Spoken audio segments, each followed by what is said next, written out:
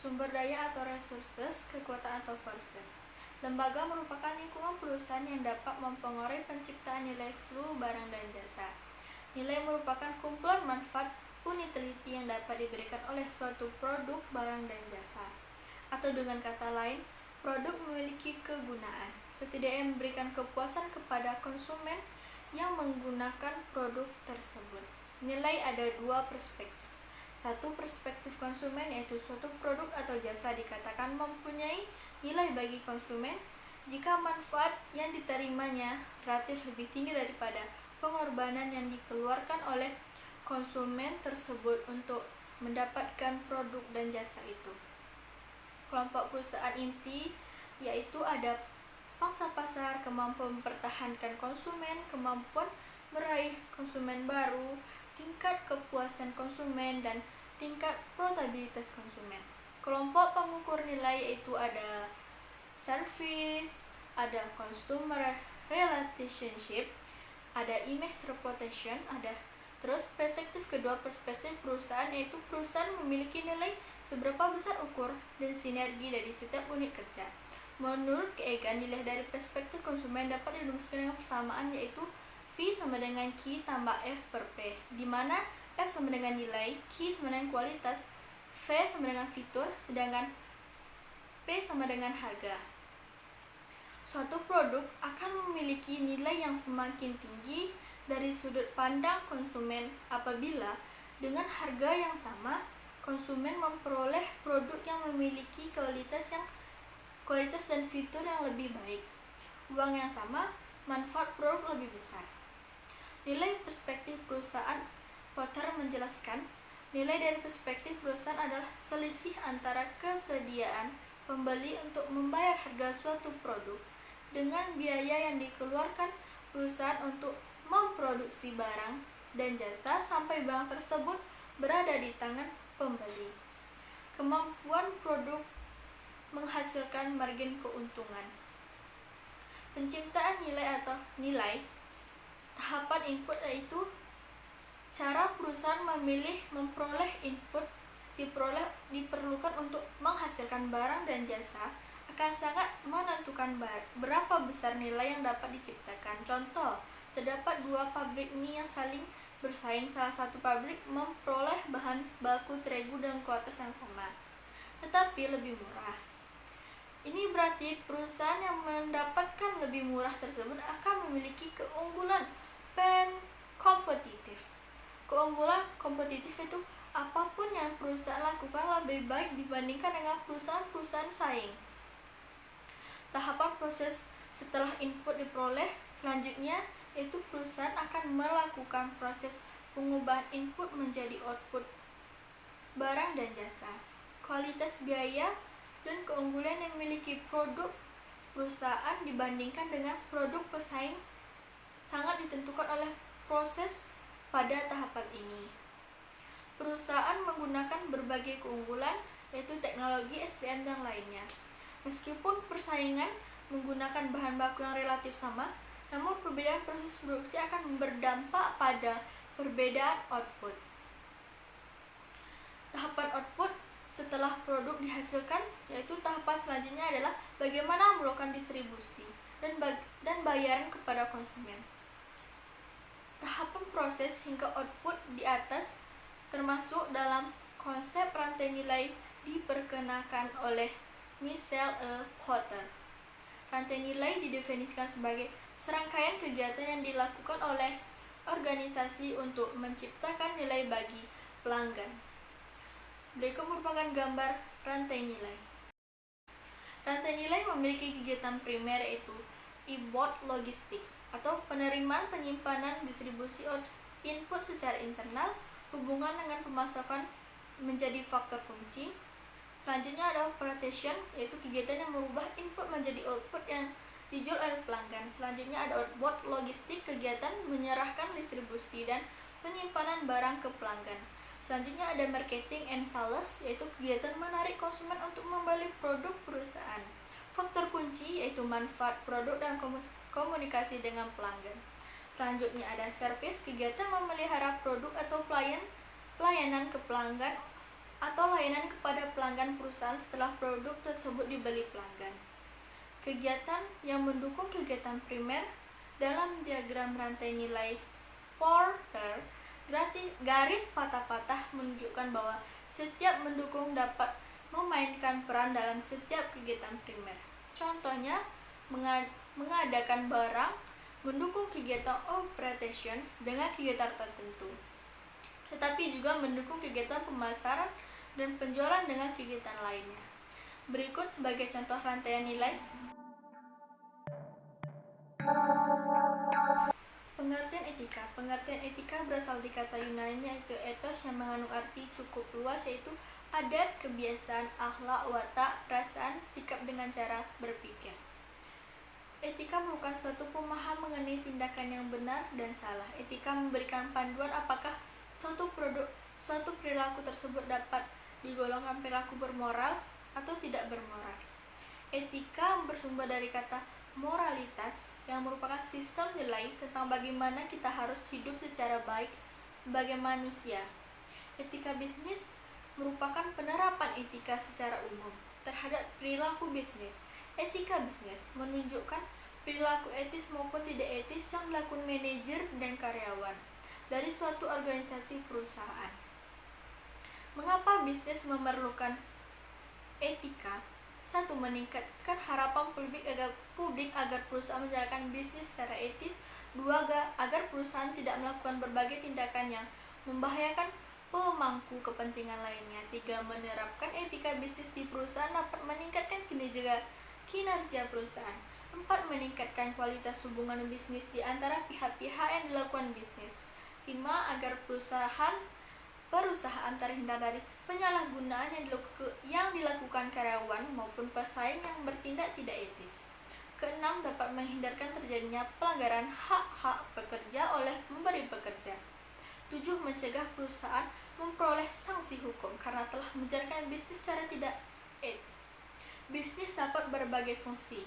Menurut etika itu ada etika bisnis di bidang akuntansi, ada etika bisnis di bidang keuangan, ada etika bisnis di bidang produksi dan pemasaran, dan etika bisnis di bidang informasi. Faktor-faktor yang mendorong timbulnya masalah etika bisnis yaitu mengejar keuntungan dan kepentingan pribadi, tekanan persaingan terhadap laba, perusahaan bertentangan antara tujuan perusahaan dengan nilai-nilai perorangan, pertentangan etika lintas budaya. Tanggung jawab sesuai dengan kata responsibility terdiri dari 2, yaitu responses atau anggapan ability, kemampuan. Jadi pada dasar tanggung jawab menunjukkan kemampuan yang harus dimiliki seseorang atau sebuah organisasi untuk memberikan tanggapan terhadap berbagai hal yang diminta tanggapannya oleh pihak lain.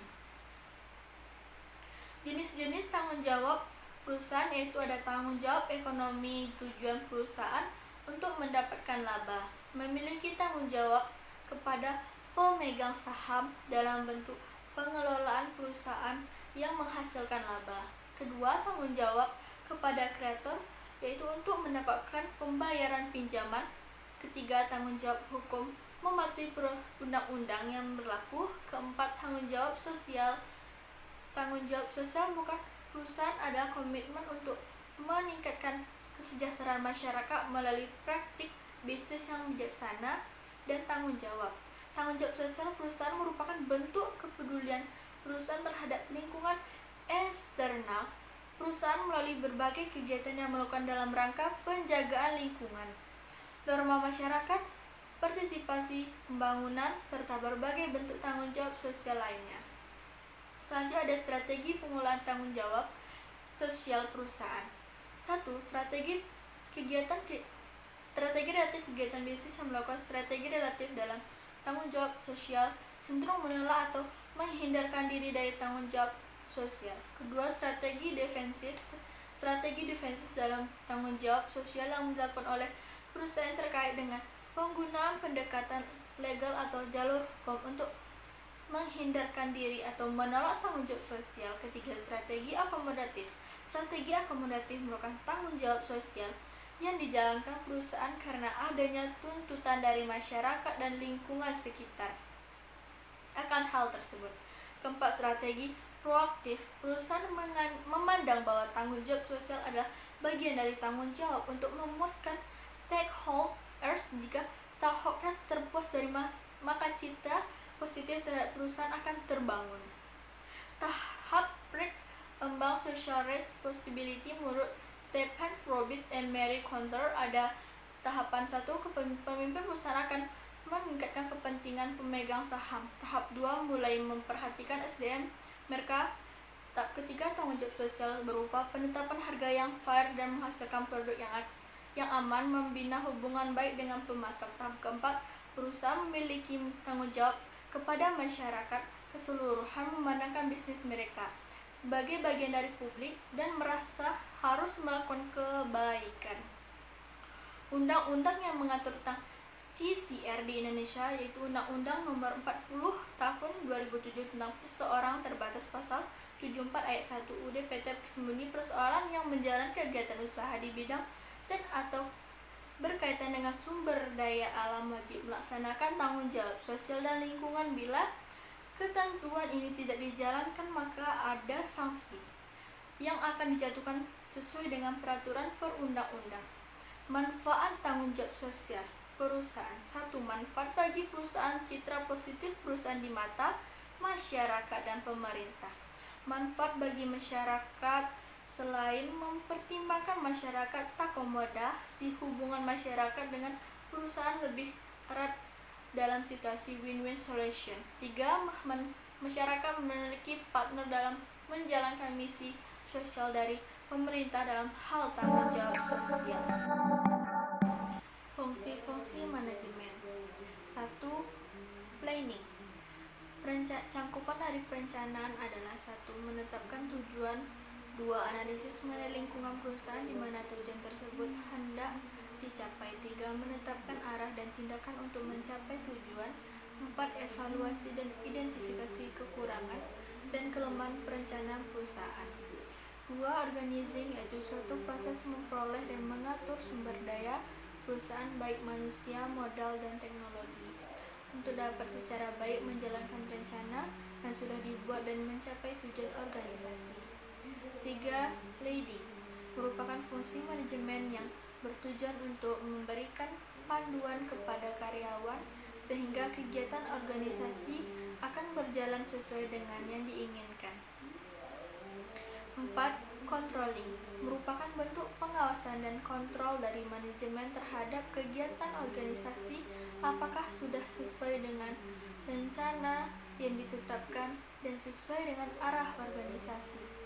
Peranan manajerial, peranan mengambil keputusan. 1. Manajer harus melakukan interaksi dengan karyawan dan orang-orang sekitarnya. Dari hal ini kita muncul peran yang bersifat interpersonal. Peran interpersonal meliputi figurehead, yaitu kewajiban pimpinan untuk mengikuti acara-acara sebagai perwakilan perusahaan. Selanjutnya ada leader, yaitu manajer berperan sebagai pimpinan untuk memacu kinerja karyawan. Selanjutnya ada alliation, yaitu peran manajer untuk dalam berhubungan dengan pihak lain di luar hubungan atasan bawahan. Manajer berperan dalam memperoleh dan menyebarkan informasi yang berkaitan dengan perusahaan atau organisasi. Peranan informasi meliputi monitor, yaitu manajer berperan mengawasi kebutuhan informasi yang diminta. 2. Disseminator, yaitu manajer berperan dalam menyebar informasi yang relevan dan dibutuhkan organisasi. 3. Spokesperson, yaitu manajer berperan sebagai juru bicara organisasi atau perusahaan kepada orang lain yang membutuhkan organisasi. Sebagai pimpinan atau manajer harus dapat mengambil keputusan yang tepat. Peran mengambil keputusan meliputi entrepreneur, yaitu manajer perlu bersikap kreatif dan berjiwa kewirausahaan dalam mengambil ke organisasi. 2. Distribution seller, yaitu manajer peran dalam menangani permasalahan ataupun konflik yang timbul dalam organisasi. 3. Resources allocator, yaitu manajer peran dalam menentukan alokasi sumber daya yang dimiliki sehingga dapat digunakan dengan optimal. Keterampilan atau keahlian managerial skills. Untuk dapat menjalankan peran pemimpin atau manajer secara efektif, maka manajer perlu memiliki keterampilan khusus yang dibutuhkan. Adapun keterampilan tersebut antara lain keterampilan teknis, yaitu hubungan dengan pengetahuan manajer yang berkaitan dengan suatu bidang pekerjaan atau ilmu. Contoh, manajer keuangan perlu memahami tentang sistem keuangan. 2. Keterampilan interpersonal, human atau skill, merupakan kemampuan yang dimiliki oleh manajer untuk dapat bekerja dengan baik bersama orang lain sampai perorangan atau berkelompok. 3. Keterampilan kulturel, yaitu kemampuan yang harus dimiliki oleh manajer untuk dapat menjabarkan situasi lingkungan organisasi, ketetapan lingkungan, kemampuan mengidentifikasi masalah, mencari alternatif solusi, dan juga mampu memilih alternatif terbaik bagi organisasi. Fungsi perencanaan yaitu sebuah proses yang dimulai dari penetapan tujuan organisasi, menentukan strategi untuk mencapai tujuan organisasi secara menyeluruh, serta merumuskan sistem perencanaan yang menyeluruh untuk mengintegrasi dan mengkoordinasikan seluruh pekerja organisasi hingga tercapai tujuan organisasi pada intinya. Perencanaan dibuat sebagai upaya untuk merumuskan apa yang sesungguhnya ingin tercapai oleh perusahaan serta bagaimana sesuatu yang diinginkan tercapai dapat diwujudkan melalui serangkaian rumusan rencana kegiatan tertentu. Visi dan misi dari perencanaan yaitu visi dibuat oleh perusahaan terutama untuk menjawab pertanyaan akan menjadi apa bisnis kita. Pertanyaan visi menunjukkan bahwa arah strategi perusahaan untuk mencapai hasil di mana yang akan datang. Misi dibuat perusahaan terutama untuk menjawab pertanyaan bisnis apa yang kita masuki. Perencanaan mulai dengan menjawab 5W1H. Bertujuan agar perusahaan lebih terarah dan tepat sasaran hingga memudahkan ketika melakukan kegiatan evaluasi serta melakukan kegiatan sebagai pedoman dalam melaksanakan kegiatan. Contoh, what, apa yang dipasarkan, why, mengapa hal itu menjadi tujuan dan bukan apa yang lain, where, di mana program atau kegiatan itu dilakukan, when, kapan akan dilakukan, who, siapa yang akan memasang, how, bagaimana program kegiatan itu akan dilakukan. 3 hal yang dapat dilakukan dari perencanaan: proses, fungsi manajemen, pengambilan keputusan. Perencanaan sebagai fungsi primer manajemen yaitu ada organizing, executing, dan controlling. Fungsi perencanaan dalam manajemen perusahaan atau mengapa manajer perlu perencanaan atau yaitu mengarah organisasi, minimalisasi tidak sepastikan akan minimalisasi investasi sumber daya, penetapan standar dan pengawasan kualitas. Tahap perencanaan menetapkan tujuan, menentukan keadaan saat ini, mengembangkan rencana atau kegiatan, identifikasi kemudahan dan hambatan. Fungsi, desain, dan struktur organisasional. Fungsi yang dijalankan oleh para manajer perusahaan untuk membagi-bagi pekerjaan kepada para pelaksanaan tugas serta mengembangkan struktur hubungan antara pelaksanaan tugas yang satu dengan pelaksanaan tugas lainnya, sehingga tugas tersebut dapat dilakukan dan menunjang tercapainya tujuan organisasi. Desain organisasional merupakan pemilihan suatu struktur organisasi yang paling sesuai dengan tujuan, strategi, sumber daya organisasi, dan juga tugas-tugas yang dimiliki sebuah perusahaan. Struktur organisasional menunjukkan bagaimana aktivitas yang terdapat di dalam organisasi dibagi, dikelompokkan, dan dikoordinasikan hubungannya, baik hubungan antara manajer dan karyawan, maupun manajer dengan manajer, maupun karyawan dengan karyawan. Proses peorganisasian merupakan kegiatan utama yang harus dilakukan para manajer dalam kegiatan peorganisasian. Proses peorganisasian memiliki 5 tahapan. 1. Pengembangan hierarki organisasi. 2. Pengembangan kerja. 3. Departementalisasi. 4. Pengisian jabatan. 5. Koordinasi kanasian. Faktor-faktor yang mengembangkan struktur organisasi yaitu lingkungan organisasi, strategi, teknologi, dan sumber daya manusia. Kepemimpinan atau leadership, suatu proses yang dilakukan manajer perusahaan untuk mengarahkan dan mempengaruhi para bawahan dalam kegiatan berhubungan dengan tugas agar para bawahan mau mengarahkan kemampuannya baik sebagai individu ataupun sebagai anggota tim untuk mencapai tujuan yang telah ditetapkan perusahaan. Definisi di atas menyiratkan beberapa hal, yaitu mengarahkan, mempengaruhi, wewenang, kekuasaan, dan pengaruh. Kekuatan atau power. Kekuatan adalah kemampuan yang dimiliki seseorang untuk menguasai sumber daya agar suatu pekerjaan dapat dilaksanakan. Kekuatan dapat berkonotasi positif maupun negatif. Sumber-sumber kekuatan yaitu reward power, courtship power, legitimate power. Faktor yang mendasari adanya kekuatan: expert power, kekuatan yang berdasarkan keahlian atau kepakaran adalah kekuatan yang muncul sebagai akibat dari kepakaran atau keahlian yang dimiliki oleh seseorang. Reference power, kekuatan yang muncul akibat adanya karakteristik yang diharapkan oleh seseorang atau kelompok orang yang terdapat seseorang yang memiliki pengaruh terhadap seseorang atau sekelompok orang Teknologi digital dalam komunikasi. Bisnis komunikasi digital adalah sebuah jenis komunikasi yang mengandalkan penggunaan teknologi sebagai saluran komunikasi digital, seperti email, panggilan telepon, konferensi video, dan banyak jenis pesan instan seperti SMS, obrolan web, blog, podcast, dan video, dan lain sebagainya. Komunikasi digital menjadi komunikasi lebih interaktif, lebih partisipatif, lebih egaliter, lebih terdesenkriptasi, dan kurang hierarkis. Kualitas komunikasi yang terjadi melalui saluran digital akan secara inheren berbeda dengan komunikasi tatapanmu. Metode yang meningkatkan komunikasi berbasis dengan teknologi digital. 1. Kestabilitasan atau keteraksesan tercapai adalah derajat kemudahan dicapai oleh orang terhadap suatu objek pembayaran ataupun lingkungan. Dalam pengertian yang lain, bahwa aksesibilitas merupakan ukuran kemudahan lokasi untuk dijangkau dari lokasi lain melalui sistem transportasi.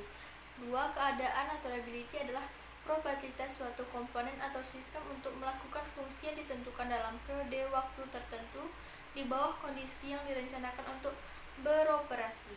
3. Produktivitas. Productivity dalam bahasa Inggris disebut dengan productivity. Ini pada dasarnya dari dua kata, yaitu produk dan activity, yang artinya adalah kegiatan untuk menghasilkan sesuatu, baik itu berupa produk ataupun jasa ataupun layanan. 4. Paparan. 5. Pendidikan. 6. Tata kelola. 7. Protokol keamanan. Teknologi dalam bisnis. 1. Meningkatkan komunikasi internal dan eksternal. 2. Pengambilan keputusan yang efisien. 3. Mendorong pemasaran dan pertumbuhan bisnis. 4. Meningkatkan hubungan pelanggan.